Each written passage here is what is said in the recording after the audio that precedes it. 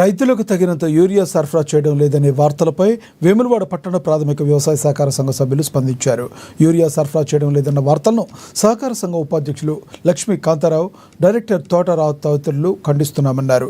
MLA ఆది శ్రీనివాస్ చొరవ తీసుకుని రాజన్న సిరిసిల్ల జిల్లాలో ఎలాంటి ఎరువులు యూరియా కొరత లేదని తప్పుడు ప్రచారం చేసి కాంగ్రెస్ పార్టీపైనే బురద జల్లే ప్రయత్నం చేస్తున్నారన్నారు.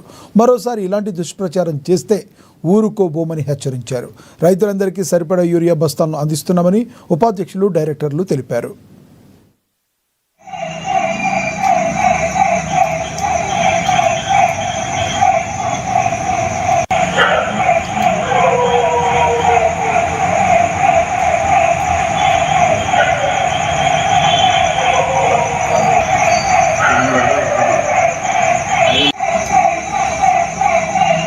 నిన్నటి రోజున షాదనష్పల్లిలో బర్త్డే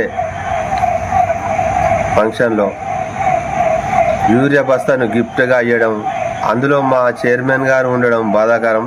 మా కాంగ్రెస్ పార్టీని బదనం చేసే విధంగా ఉన్నది. యూరియా కొరత ఎక్కడా లేదు. షాదనష్పల్లిలో ఉన్నది, ఫుల్గా ఇస్తున్నాము. అటెంలలో ఇస్తున్నాం, చెక్కపిల్లలు ఇస్తున్నాం, నూకలమర్లు ఇస్తున్నాం. అలాగే వేములవాడ గోదాంలో కూడా 900 బస్తాలు ఉన్నాయి. ఎక్కడ యూరియా కొరత లేదు. కాంగ్రెస్ పార్టీని బదనం చేసే విధంగా చేయడం తప్ప ఇది ఏమీ లేదు. ప్రజలు మాత్రం నమ్మవాదు. ఇది రాజపల్లిలో నిన్న జరిగినటువంటి యూరియా ఒక బర్త్డే సందర్భంగా యూరియా బత్తా గిఫ్ట్ ఇవ్వడం అనేది ఒక వార్తను పెట్టడం జరిగింది. ఇది సమంజసం కాదు.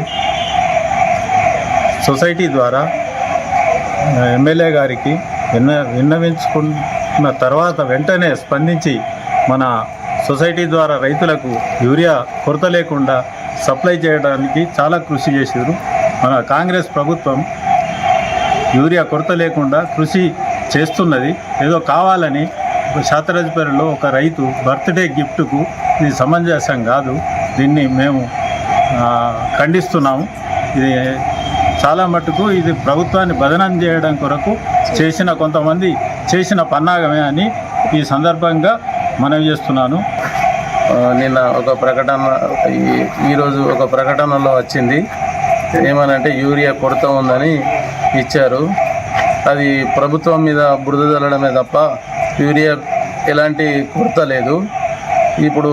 ఇప్పటికీ కూడా చూసుకుంటే